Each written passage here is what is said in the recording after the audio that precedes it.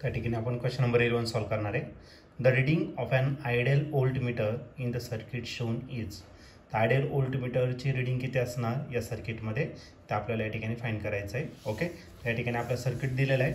तर या ठिकाणी जो रेजिस्टन्स आहे 20 ओहम 30 ओहम याच्यामध्ये सी पॉईंट दिलेला आहे, म्हणजे वरच्या ब्रांचमध्ये 20 आणि 30 ओहमचा रेजिस्टन्स कनेक्ट केलेला आहे. त्याच्या खालच्या ब्रांचमध्ये हे रेजिस्टन्स इंटरचेंज केलेला आहे.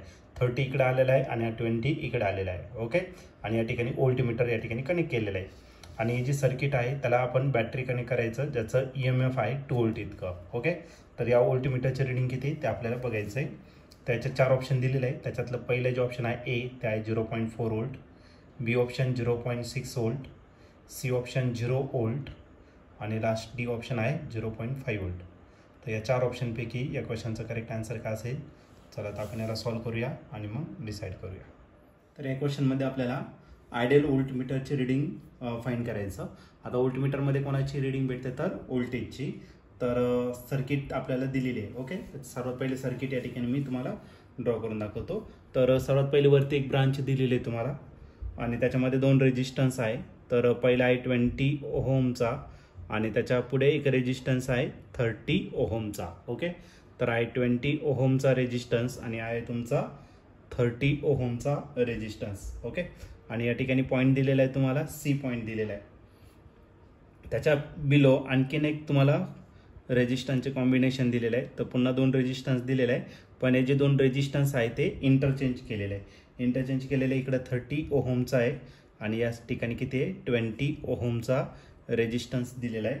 आणि हा जो पॉईंट आहे इथला, तर त्या पॉईंटला डी नाव दिलेलं आहे. ओके, त्यानंतर इकडे आपल्याला ही सर्किटचा दुसरा पार्ट दिलेला आहे. हा जंक्शन ए दिलेला आहे तुम्हाला आणि या ठिकाणी आपण एक बॅटरी कनेक्ट केलेली आहे आणि त्या बॅटरीचं जे EMF आहे तर आहे ते 2 व्होल्ट इतकं. ओके, आणि हा या पॉईंटला आपण या ठिकाणी कनेक्ट केलेला आहे.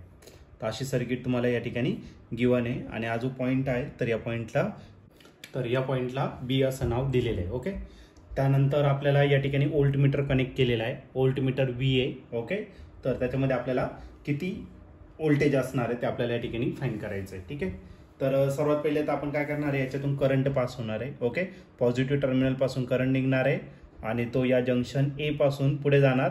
याच्यातून काही करंट पास होणार, याच्यातून काही करंट. सुरुवातीला हा व्होल्टमीटर नाही असं आपण इमॅजिन करू.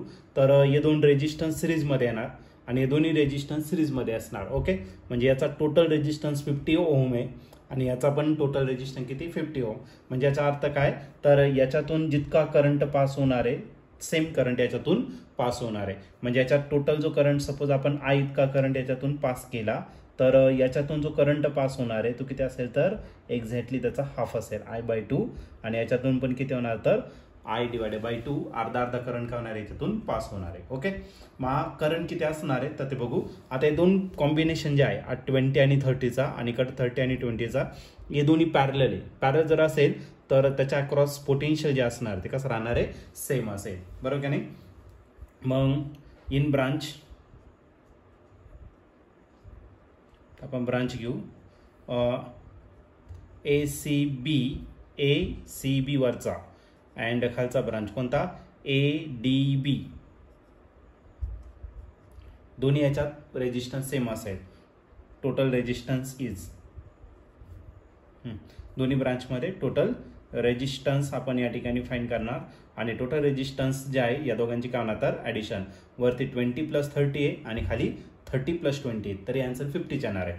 व टोटल रेजिस्टन्स जो आहे तो किती असणार तर आपला 50 ओहमचा या ठिकाणी टोटल रेजिस्टन्स असेल. ओके, आता याच्यातून करंट किती पास होणार आहे तर त्याच्यासाठी आपण यूज करू ओहम्स लॉ. अकॉर्डिंग टू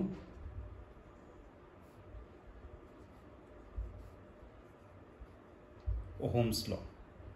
आणि हा ओहम्स लॉ काय, V = IR, हा आपला काय असणार तर ओहम्स लॉ असेल. ओके, मग पोटेन्शियल V इतकं आहे. ओके, Vच्या जागी आपण काय करू, E कन्सिडर करू. E म्हणजे काय, टोटल EMF असेल. ठीक आहे, आणि करंट किती आहे तर करंट आपला सपोज याच्यातून I1 घेऊ आणि याच्यातून मग काय घेतला, याच्यात जर करंट I1 असेल, इथला करंट सपोज हा करंट काय घेतला आपण I1 घेतला, तर आपण करंट किती असणार तर I1च असेल. ठीक आहे, I1 कसा असणार आहे सेम.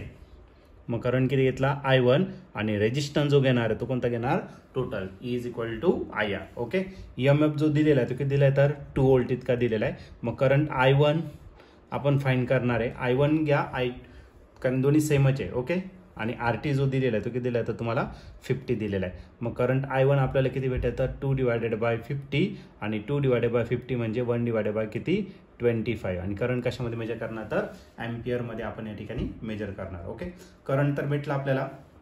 आता आपल्याला काय करायचं पोटेन्शियल या ठिकाणी काय करायचं फाइंड करायचं. ओके, मग पोटेन्शियल सर्वात पहिले आपण काय करू A to C मध्ये घेऊ. Okay, potential difference across AC. Okay, मग पोटेन्शियल डिफरन्स जर घेतला तर A पॉईंटचं पोटेन्शियल जास्त राहील, C पॉईंटचं पोटेन्शियल कमी राहणार. मग potential at point A minus potential at point काय केला आपण C केला. ओके, आणि आपल्या व्होल्ट मीटरचं पोटेन्शियल फाइंड करायचं, C आणि Dचं पोटेन्शियल आपल्याला फाइंड करायचं. ठीक आहे, मग according to Ohm's law V is equal to potential difference is equal to IR. मग करंट किती चाललाय याच्यातून तर करंट चाललाय I1 इतका आणि जो रेजिस्टन्स आहे ओके तो रेजिस्टन्स किती असणार तर या वरती जर घेतलं AC साठी तो किती तर 20 इतका आहे. ओके, किंवा आपण त्याला काय 20 काय अडचण नाही. मग VA आपल्याला फाइंड करू. VA सपोज आपण VA लिहिला आणि मायनस VC तिकडे काय होणार तर प्लस VC होणार. I1 किती आहे तर I1 आहे आपला 1/25 इंटू काय आला 20. आता हे दोन्ही नंबर जे आहे 20 आणि 25 5च्या टेबलमध्ये 5 4 जा अँड 5 5 जा. मग VA इज इक्वल टू काय भेटेल आपल्याला VC आणि प्लस काय भेटला तर 4/5. ओके, सिमिलरली आपण पोटेन्शियल डिफरन्स फाइंड करू कशाच्या अक्रॉस तर AD च्या across. Potential difference across AD जर घेतला तर Aचं पुन्हा पोटेन्शियल जास्त राहील आणि Dचं काय राहणार कमी. मग मी काय करणार VA मायनस काय केलं तर VD आपण या ठिकाणी कन्सिडर केला. ओके, VA मायनस VD जर घेतला तर करंट किती आहे I1 आणि A to D याच्यामध्ये जो रेजिस्टन्स आहे तो किती आहे तर 30 ओहमचा रेजिस्टन्स आहे. ओके, मग VA मी तसाच ठेवतो आणि मायनस VD इकडे काय केलं तर प्लस. ओके, I1 दिलेलं आहे तुम्हाला 1/25 इंटू काय राहिला 30. ओके, 25च्या टेबलमध्ये दोन्ही आहे म्हणजे आपल्याला VA जो भेटेल VA तो किती भेटणार तर VD प्लस जो आहे 25 आणि 30 तो 5च्या टेबल 5 6 जा अँड 5 5 जा म्हणजे 6/5 काय झाला 5 झाला. मग झाला तुमचा 6/5. ओके, तर या ठिकाणी याला आपण काय कन्सिडर करू इक्वेशन 1 कन्सिडर करू आणि याला आपण इक्वेशन 2 कन्सिडर करू. इक्वेशन 1 आणि 2 जर घेतलं तर याच्या लेफ्ट साईड कशा आहे सेम आहे मग राईट साईड पण काय असणार आहे सेम असेल. ओके, मग फ्रॉम इक्वेशन 1 अँड 2 इक्वेशन 1 आणि 2चा जर विचार केला तर इक्वेशन 1च्या राईट साईडला काय VC प्लस 4/5 आणि इक्वेशन नंबर 2च्या राईट साईडला काय VD प्लस 6/5.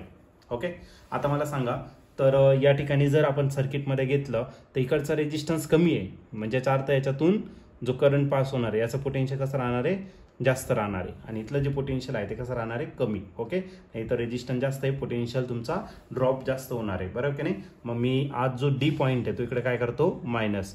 मग VC मायनस काय केला VD आणि इकडे काय राहिलं तर आपला 6/5 आणि इकडे प्लस आहे इकडे काय करा मायनस 4/5. 6 - 4 जर केला तर तो किती भेटेल 2/5.